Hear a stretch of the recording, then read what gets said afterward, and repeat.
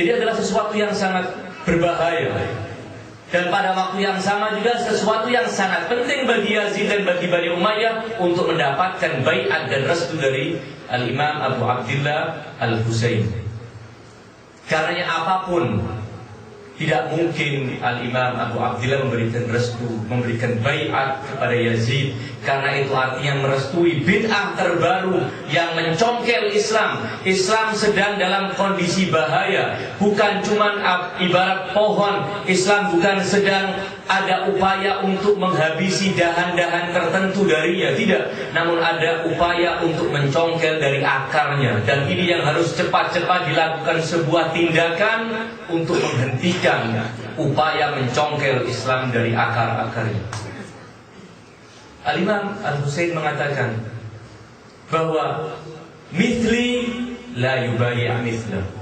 Orang seperti saya, Husain putra Ali, tidak mungkin memberikan baiat kepada orang seperti Yazid. Tidak akan pernah terjadi yang demikian. Apapun,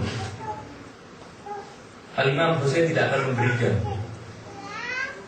Betapapun mereka memaksakan dan dengan mengancam sekalipun, Al-Imam Abu Abdillah Al-Husain tidak akan pernah memberikan baiat. Saya ingin membacakan sebuah pernyataan Al-Imam Abu Abdillah Al-Husain menjelaskan betapa bahaya memberikan baiat kepada Yazid. Selain merestui bid'ah yang tadi saya katakan, dia juga akan berarti merestui semua tindakan menyimpang yang sudah dan yang akan dilakukan oleh Yazid. Di antara pernyataan Al-Imam kepada gubernur kota Madinah, ayyuhal amir, wahai gubernur, inna ahlu baitin nubuwwah, kami ini adalah keluarga kenabian, wa ma'dinur risalah, tambang kerasulan, wa mukhtalaful malaika, rumah kami adalah tempat lalu lalangnya para malaikat, wa mahallur rahmah, tempat kami adalah tempat turunnya rahmat. Bina fatahallah, hanya dengan kami ahlul bait Allah mengawali semua bentuk kebaikan.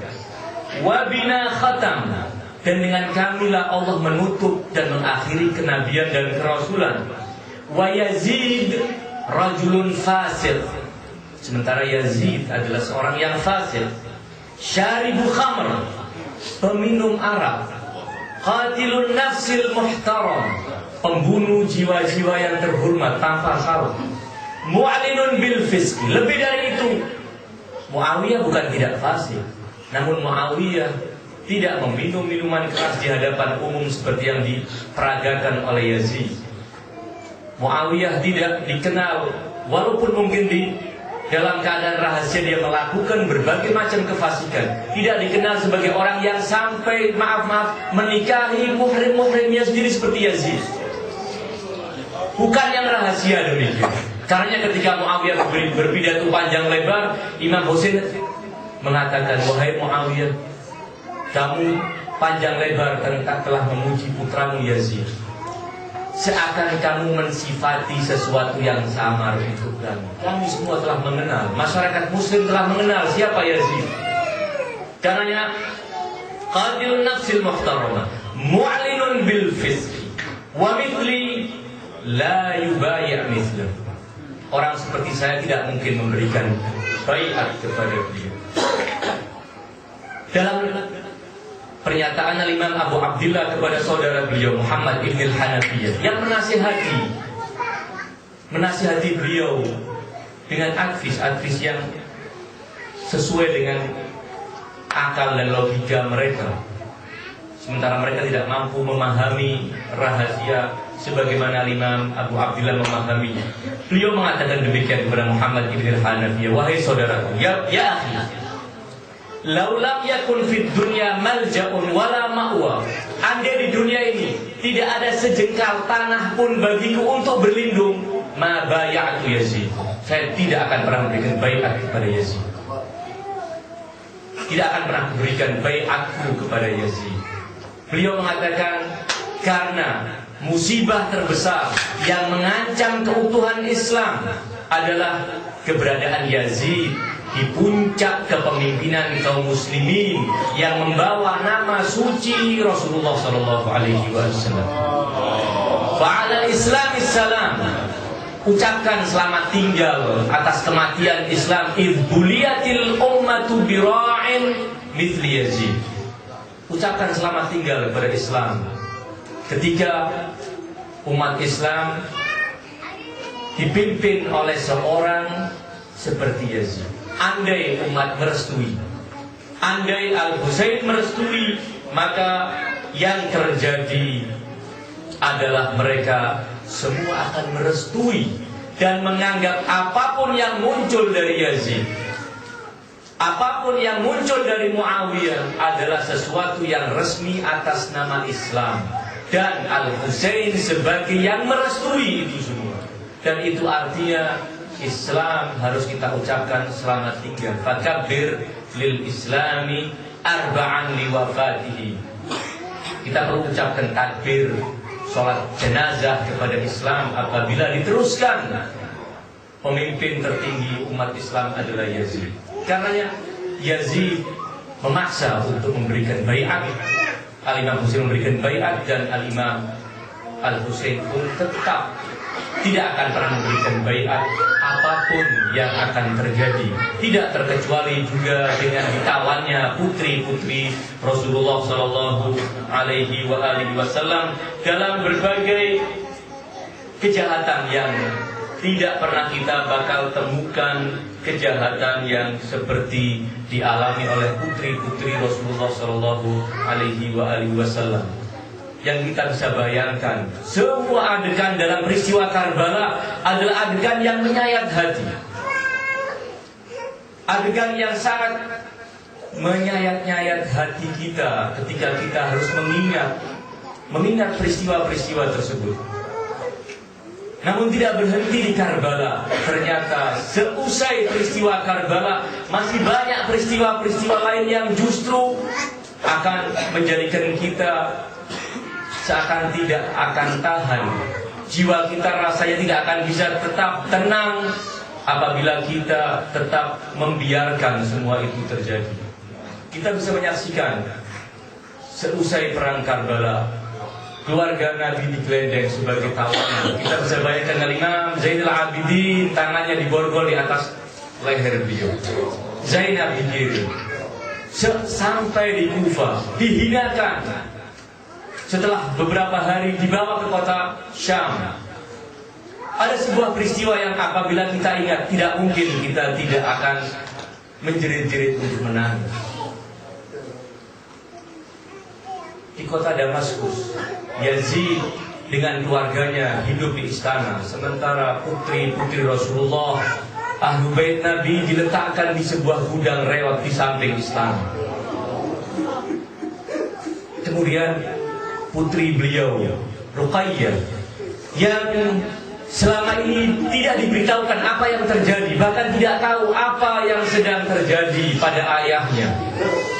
Dia main-main dengan teman-teman di kampung situ, dan dia mengatakan ketika ditanya, kamu seperti orang baru di sini, dia mengatakan, iya. Ayahmu siapa? Ayahku adalah Husain bin Ali. Kemana? Ayahku lagi masih pergi.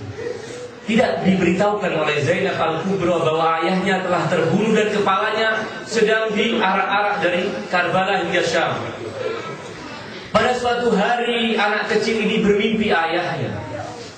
Ruqayyah bermimpi dan mengatakan kepada ayahnya, wahai ayah, kenapa engkau lama tidak datang? Aku sendirian dan teman-teman di kampung selalu menanyakan mana ayahmu. Kemudian dalam mimpi itu dia dipeluk oleh ayahnya, dan dia menciumi ayahnya, dan ayahnya pun menciumi, sehingga anak yang masih berusia kurang lebih 5 tahun itu terjaga dari tidurnya, dan dia tidak menyaksikan ayahnya. Ternyata dia menjerit-jerit nangis, dan kemudian Zainab pun bangun mengatakan apa yang terjadi. Semua tangisan putri-putri Nabi, sehingga Yazid ibn Muawiyah di istana merasa terganggu oleh tangisan-tangisan mereka.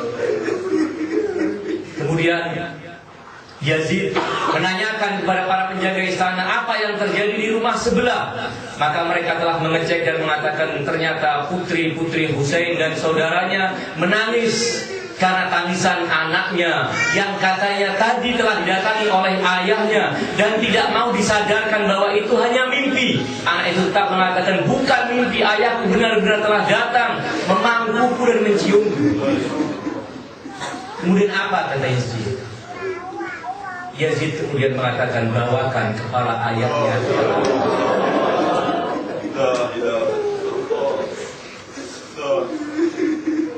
Mungkin dengan itu anak itu akan terhibur. Mungkin dengan itu anak itu akan terhibur. Maka segeralah para pengawal istana membawa kepala Al-Husain kepada anaknya. Dan kemudian anak itu dengan lugu dan tanpa dosa mengatakan, wahai ayah, kenapa kamu begitu lama meninggalkan aku, wahai ayah? Lihatlah kakiku telah kemar. Lihatlah kakiku telah sakit karena perjalanan yang lama, telah dipukul oleh mereka. Dan demikian terus anak itu mengajak bicara kepala ayahnya, dan sehingga nyawa pun berpisah dengan raganya. Ini adalah peristiwa yang benar-benar menyakitkan apabila kita mengingat, dan tidak mungkin kita mengingat kemudian kita tidak mengambil sebuah pelajaran besar dari apa yang kita telah ingat dan kita telah baca.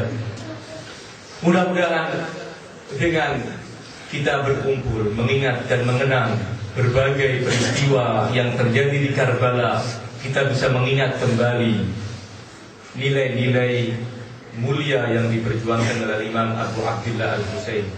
Mudah-mudahan kita tetap berada dalam kecintaan kepada Al-Husain. Mudah-mudahan Allah berkenan mempertemukan kita dengan Al-Husain dan memberikan syafaatnya untuk kita.